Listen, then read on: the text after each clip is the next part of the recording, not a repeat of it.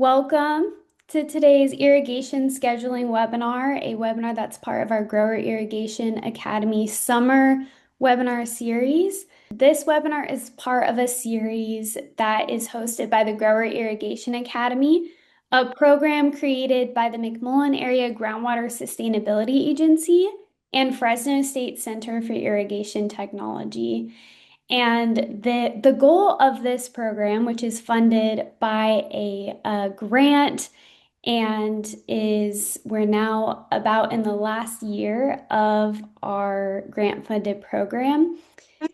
This Grower Irrigation Academy is a culmination of resources, soil maps, webinars, videos, and workshops designed to help growers in the McMullen Area Groundwater Sustainability Agency irrigate more efficiently and implement nutrient management practices that ultimately help them to save water and money on their farms.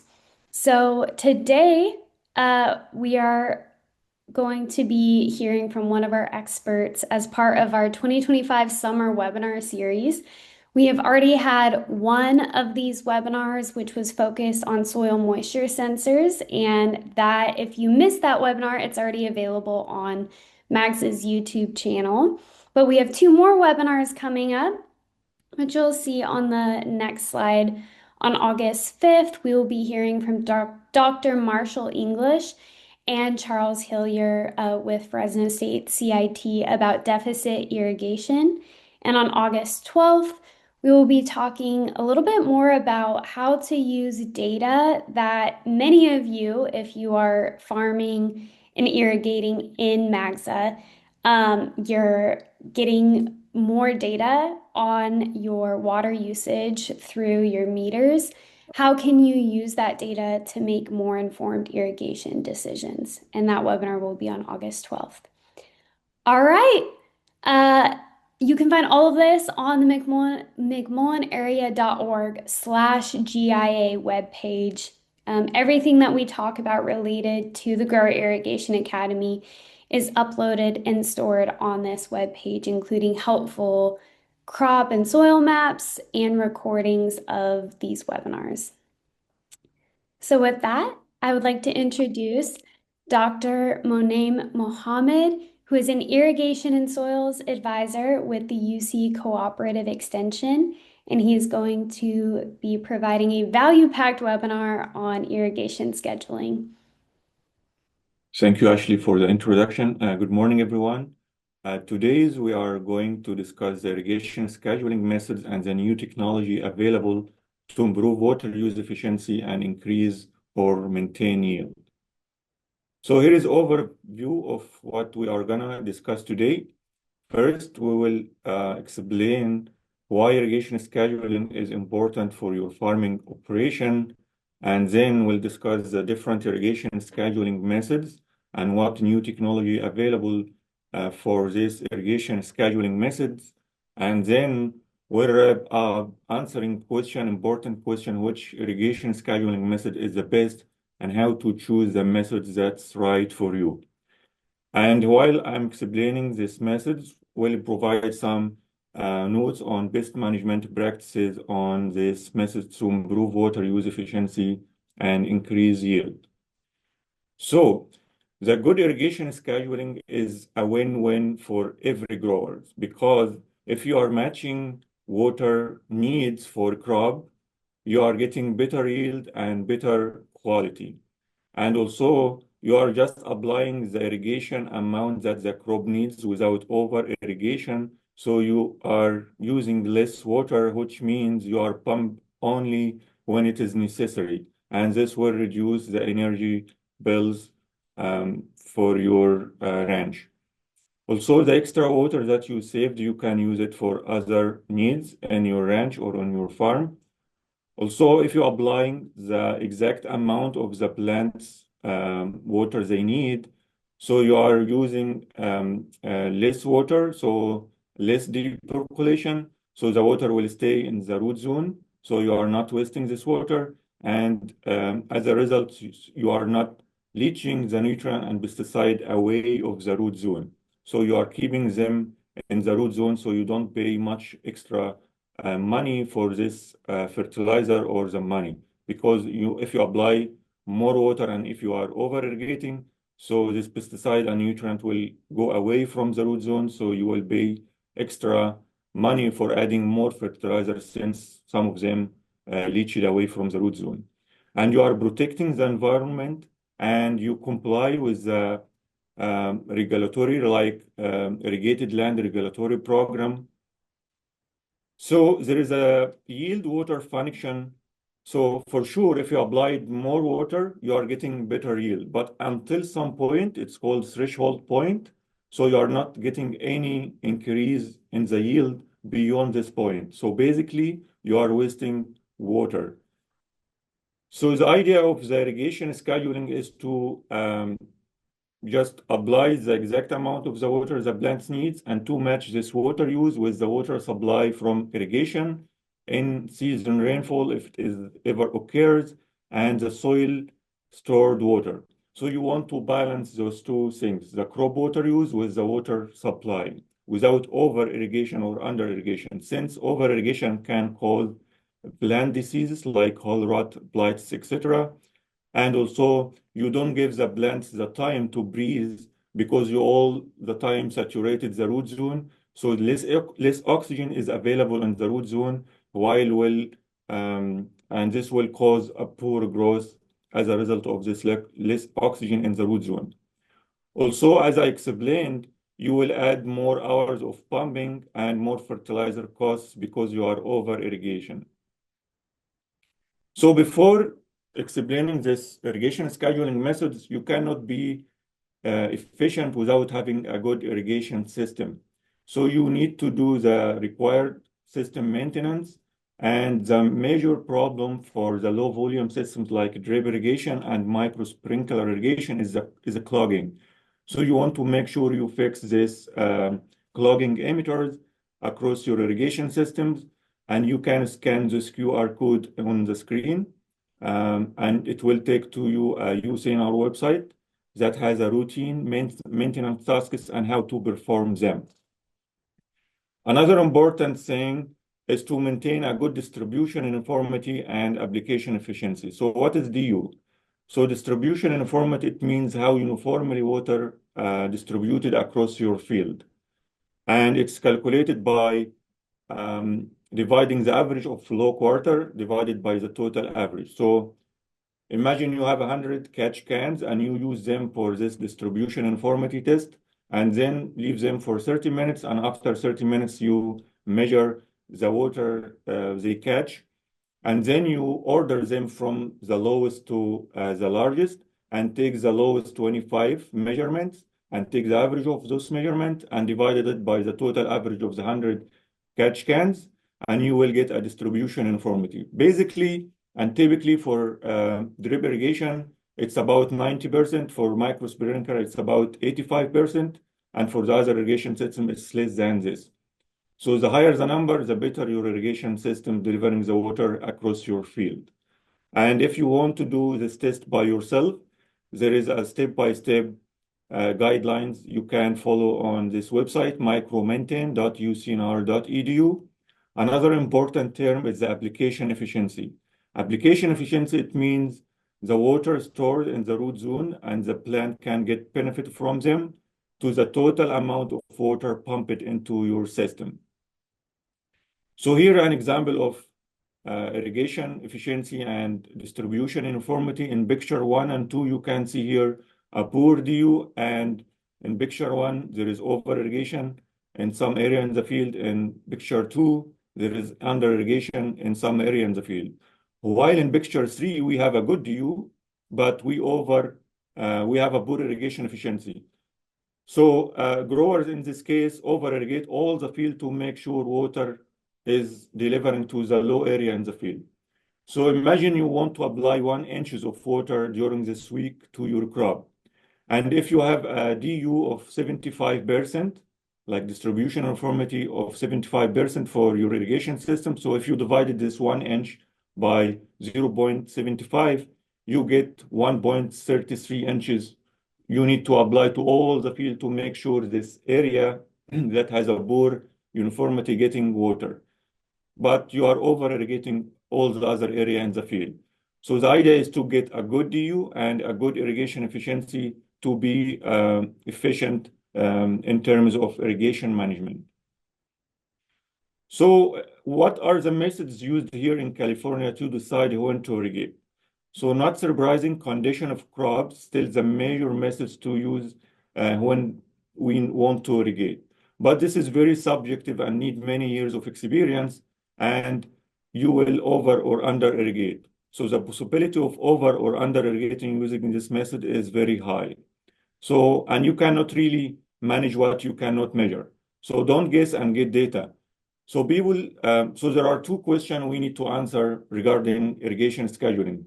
When to turn the system on or off, and for how long. So people think, when I turn my system on, actually, this is a question need to be answered. But in micro sprinkler irrigated orchard, growers all the time they irrigate. So the question should be when I turn my system off and for how long before the plant gets stressed. So to get a good data, there are three irrigation scheduling methods for water management in irrigated land. The first one is soil-based, while we use soil moisture sensors to calculate soil moisture content or soil water potential. And the second method is the plant-based method, while we use stem or leaf water potential and sap flow gauges or canopy temperature to measure plant stress. And the last method is weather-based methods, where we use crop coefficient and evapotranspiration to calculate how much water the crops needs. Before going and explaining this method in detail, let's explain here a little bit about soil-water relationship. So each soil, the capacity of the soil to hold water for the plant to use is defined by three terms. The first one is field capacity, and this is a maximum amount of the water that the soil can hold against gravity. And this is basically the remaining water in the soil after most of the drainage occurred after 3 to 4 days after an irrigation. So when we start irrigation, there is air pores between the soil particles. And when we start irrigation, so the water replaced this air pores. And when this air pores filled up with water and replaced all this air pores, we call this is saturation point. After some time, some water will go by gravity, and some other water will stay there and hold by soil particles against gravity. And this is the water actually available for the plant to use between two irrigation events. We call this field capacity. The other point is a permanent wilting point, and we don't want to reach to this point at all. And this is the amount of water remaining in the soil after the plants can no longer hold this water and the plant can wilt and die.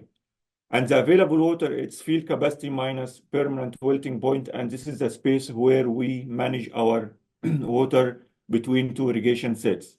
Another important term, it's called management allowable depletion point, and this is how low you want your soil moisture to be prior irrigation event. And it is often said to be a 50% of the total available water in the soil.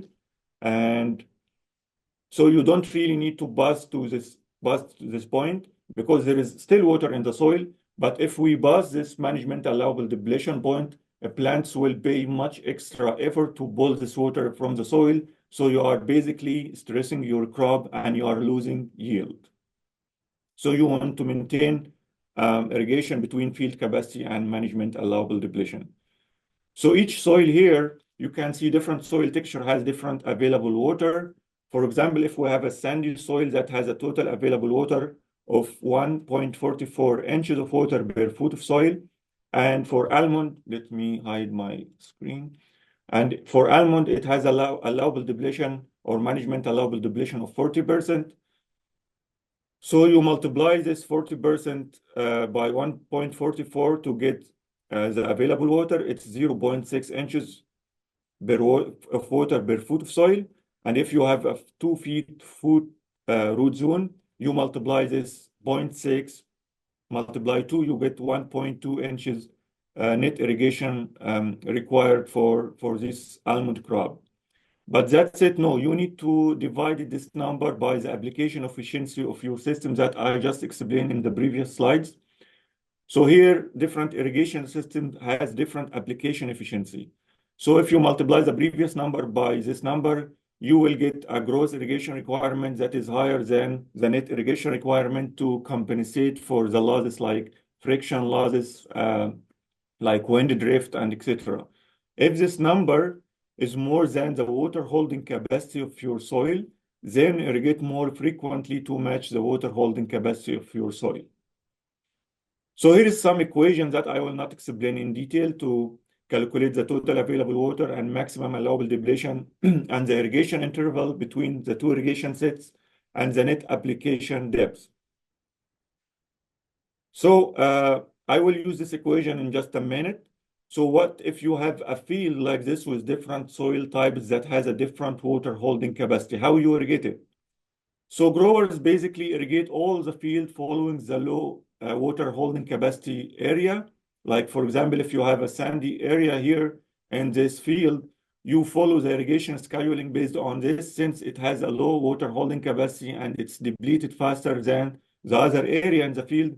And you want to make sure you're getting this area before it's getting depleted.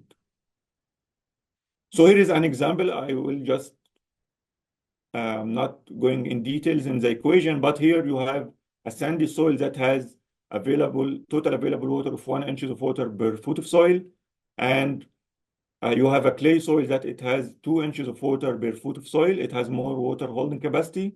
So the irrigation interval for the sandy soil, it's 4 days, and for the clay soil, it's 8 days. So what if you are not convinced and you want to irrigate the clay area on the same schedule as the sandy soil every 4 days with 1 inch of water? So your clay soil is like this big bucket, and your sandy soil, it's like small bucket. So the big bucket, it doesn't deplete the 2 inches yet.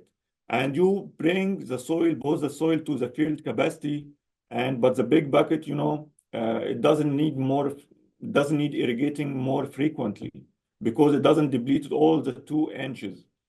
And if you are adding water, so you are basically pouring water. It doesn't need the water yet. So you are dealing with it like small bucket. So take care of your money and take care of your water and make some little modification to your irrigation system if you have like field like this, and install variable rate irrigation, VRI. So in VRI, we install what we call variable frequency drive to the pump. So this will allow the pump to speed up or slow down to meet the need for irrigation system if we are, for example, watering fewer blocks. So this will slow down the pump. And for sure, this will result in reducing electricity and energy and saving money and water as well. And you may be eligible for some rebates from a program like SWEEP or some utility company or even in RCS program that offer like grants to install such system because it doesn't just save water, but it reduces greenhouse gas emission as well. So back to the irrigation scheduling methods. The first method is based on soil moisture sensors, where we use soil moisture sensor to calculate the volumetric water soil content or soil water tension.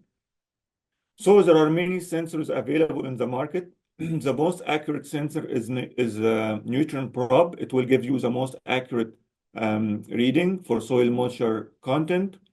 And look and feel method is okay, but you need many years of experience to do it accurately, and it's very subjective, especially if the soil is dry or wet, and you may over or under irrigate. The other sensors will give you a usable trend that is good for irrigation scheduling. So here is a good irrigation management strategy using soil moisture sensors. You can see here the blue line.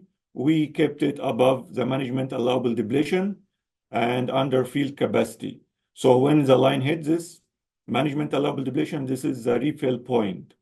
And here is another example of poor irrigation management where we stress the trees sometime in the season. So, you can see the blue line, it's past the management allowable depletion. So the plant will pay much effort to pull this water from the soil. So once we hit this red line, the management allowable depletion, we should irrigate and don't wait until the plant gets stressed because we are basically losing yield. So a new sensor that came in the market, it's called cosmic ray nutrient sensor. So the sensors measure a nutrient that is emitted by a nutrient detector on the sensor itself. So basically, when this neutron interact with hydrogen in the water, it loses some of the energy or it can lose all of the energy. And a relationship can be made between this nutrient numbers and the volumetric water content in the soil. And some scientists at UC Davis found a good correlation between this cosmic ray nutrient sensor reading a nutrient probe or TDR sensors. But it has some limitations and some challenges as well. So the potential it's overcome the problem of many soil moisture needed in the field to get a big picture for the soil moisture content in your all field. Also, it doesn't have any wires and you can remove it easily before harvest. So the main challenge with this nutrient sensors, it's require a calibration and the data analysis is very complex to process and it's require a large footprint. So the second method, it's a plant-based method. While we use a pressure chamber to measure stem water potential or other sensors as well to measure stem or leaf water potential. The other sensor is infrared radiometer that can measure canopy temperature to calculate crop water stress index. And there are other plant sensors that can measure plant water stress like sap flow, stomatal conductance, and trunk diameter.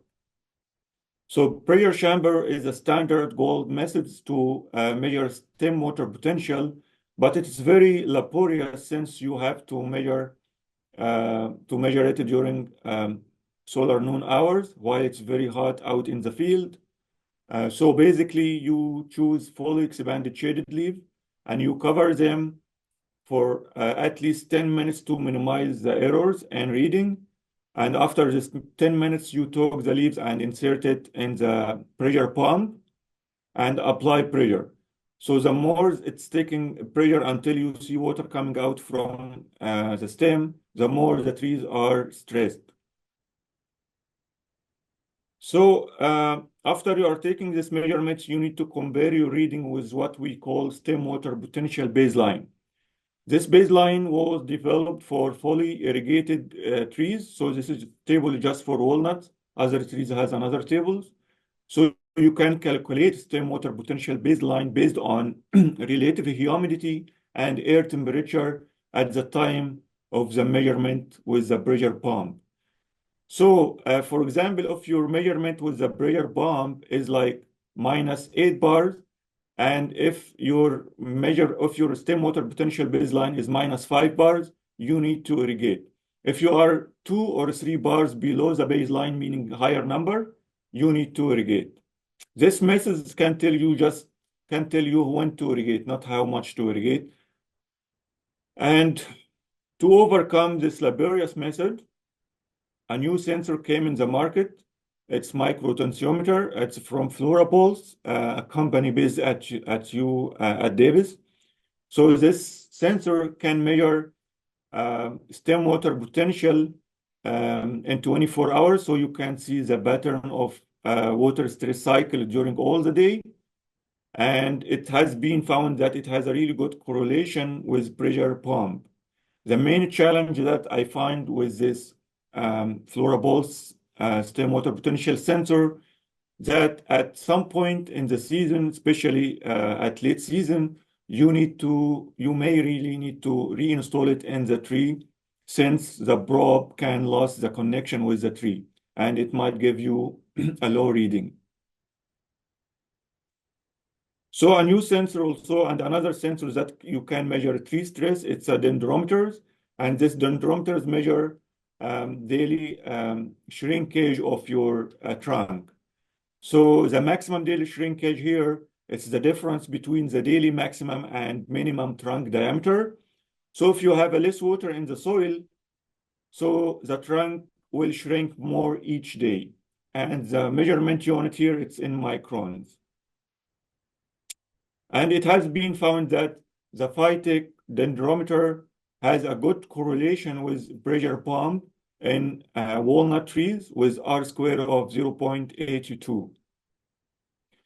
So the third and the last method here under irrigation scheduling method is weather-based methods where we use crop coefficient and ET to calculate how much water the crop needs. So what is ET? What is crop evapotranspiration? So ET is a combined losses from direct losses from soil surface. It's called evaporation, and from leaves surface. So it's like water vapor losses. It's called transpiration. If we combine these two terms, it's called ET, evapotranspiration. So this is the amount of the water lost by your plant or your crop back to the atmosphere. And this is how much amount of water we need to replace to the soil in the next irrigation cycle. So how to calculate crop evapotranspiration? So by multiplying what we call the reference ET, reference evapotranspiration, and you can get this number from Siemens weather station. So choose the closest one to your orchard or your field and get this and pull this information for the reference ET. And you multiply it with the crop coefficient. So each crop has a crop coefficient during each week or biweekly. And if you multiply these two numbers, you get crop water use or crop evapotranspiration. So it's a good method to know how much water you need to add the following week, but it has some drawbacks as well. Since most of this crop coefficient was developed for different rootstock and different irrigation practices like 40 or 30 years ago. So the probability of over-irrigation is high using this method, but it's still a good method comparing to the other methods like the condition of crop or look and feel method. So if you cannot really go with this calculation, so our cooperative extension offices is partner with Department of Water Resources, and we are sending this weekly crop water use each week to growers. So it has different crops like almond, peaches, walnut, and other crops. And you can see here different weather station. And we also take into account the irrigation efficiency. So here in the bottom, you can see the system efficiency, 75, 85, 95% for different irrigation systems like sprinkler, micro sprinkler, or drip irrigation system. So it can directly tell you how much water in inches to apply for this week. You just simply go to our website and subscribe to this water report, and you will receive it on weekly basis. Or you can scan this QR code and it will take you to our website. And also the other counties has their own web page while you can go and subscribe. And it's very useful. And we receive many emails and calls from growers and BCA and CCA appreciate this water crop use. So for this water reports here, it's developed for mature orchard or for mature crop. I'm giving here just one example for young almond, but another crop that also has a different strategy to calculate how much water they need. Because young almond use less water since they have a younger canopy, so you need to reduce this ET for mature crop. So you can still use the weekly ET report, but just apply less amount of this ET. So you can use the historical ET for young almond trees instead of this weekly crop ET report, or you can use the weekly ET report, but based on the tree age. So you can reduce these numbers based on the tree age. So for example, if you have a second leaf almond trees that has a weekly crop ET report of mature trees of 1 inches. So you can reduce this 1 inches to 0.55 inches of water for young almond trees that is on the second leaf. Or you can use the third methods based on midday canopy shaded area. So a new sensor, not very new, but the previous methods, it can just provide you the calculated crop evapotranspiration because the weather station, it's not in your field, so it's a calculated ET. So how about the actual ET? So Thule technology was able to commercialize surface renewable energy, and surface renewable energy, it has been found like it has a good correlation with ED covariance reading, and ED covariance reading, it's the standard method to calculate actual ET. So the idea here is to minimize all the instrumentation needed for this ED covariance tower, to minimize maintenance and also to reduce costs. So this Thule technology can measure actual ET, and it's based on fine thermocouples that is placed 3 feet above the canopy to capture all the turbulent heat flux, and it's used some satellite data to simulate incoming energy from the sun to simulate net radiation, and it's considered soil heat flux is zero, and this is how they calculate ET. And this is a subscription service, so you have to subscribe to get the data on daily basis. Another sensor also came in the market like last year or the year before. It's called LI 710. So you can buy the sensor and install it by yourself and plug and play, but you have to process the data by yourself, or again, subscribe for their cloud service so you can visualize the data while you are in your office. So this is very useful tools to get a data on actual ET on daily basis. But again, it's subscribed service. So there is a platform. I don't know how many of you heard about OpenET. So this is a free access platform that you can get a daily actual ET for your block or for your orchard. And it's designed to help growers to understand how much water their plants needs to sustain or improve yield and reducing operating costs as well. Also, it can reduce costs associated with regulatory reporting requirements since it might be used as a water reporting tool. Also, Crop Manage that was developed by UCNR, now it's integrating OpenET in their app. So this Crop Manage, it can provide you some recommendation on irrigation and nutrient management. And also the idea here is to ensure that the OpenET data can reach growers in the field within their preferred applications like Crop Manage. And it can improve also the app a lot since they were the Crop Manage on all days they were using the CMIS weather station ET. So OpenET now covers 17 states with the intent to expand all OpenET to all the states and all the globe.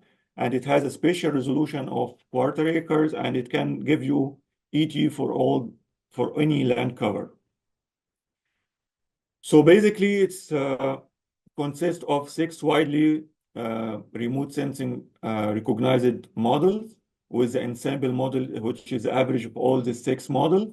And it has been found that it is agree well with ED covariance station measurement with 15%, and the ensemble model was about like 1.2%, which is 0.39 inches on the seasonal water use. Very accurate in calculating or predict on calculating ET, actual ET. So again, OpenET cannot provide advice for you. It just gave you a daily ET data, and you have to apply whatever amount of water needed for crop. So a new system or platform that has been released is called HydroSat. This can give you advice on how much water you need to apply for your crop. So it's provide information on actual ET, it's to provide information on soil moisture even, and it has a spatial resolution of approximately 20 meters. Spatial resolution meaning how much information you can see in the picture. And it has also a temporal resolution of daily ET, and this is temporal resolution meaning how often you can see this information. So you can get this data on a daily basis. So here, we want to see which irrigation scheduling is the best. So I would say no irrigation scheduling is perfect, but using at least one method is still effective. Using two is even better. A combination of the three methods is the best method. One method to tell you when to irrigate, one method to tell you how much to irrigate, and the third method to check on the soil moisture at your soil and to make sure you are not depleting all the soil to the management allowable depletion. And this is the end of my presentation, and now I would be happy to answer any question you may have. Thank you. Thank you so much, Monaim. That was a phenomenal practical presentation. I was definitely scanning all the QR codes that popped up on the screen. Thank you for sharing those resources. And as always, we'll be sure to link this recording and the presentation on our MAGSA website, in case any of you who are watching the presentation want to go back and look at those resources that were shared. But at this point, we'd love to open it up for questions. If you have any farm-specific questions, or follow-up questions related to Monaim's presentation, now's the time to submit your questions in the Q&A box at the bottom of your screen. Or you can also raise your hand and I can unmute you if you would like to share your questions verbally. As you are thinking of those brilliant questions, I'll just remind you of the upcoming Grower Irrigation Academy webinars that you can register for at mcmillanarea.org/GIA. We also are working to upload as many resources as possible. Even as Monaim, you were sharing some of those resources during your presentation. I was working on uploading some of those links to our Grower Irrigation Academy website. So please refer to that webpage for any resources that are mentioned in these presentations. And as Monaim said, you can reach out to him directly with questions. All right, I'll give about a minute for you to submit your questions. I do want to mention something that's on this screen and something that Monaim, you mentioned as well in your presentation. There is funding available for some of these practices and technologies that have been mentioned in today's presentation. And growers in the McMullen area, GSA specifically, have access to a special pool of funding through EQIP, which is an NRCS program.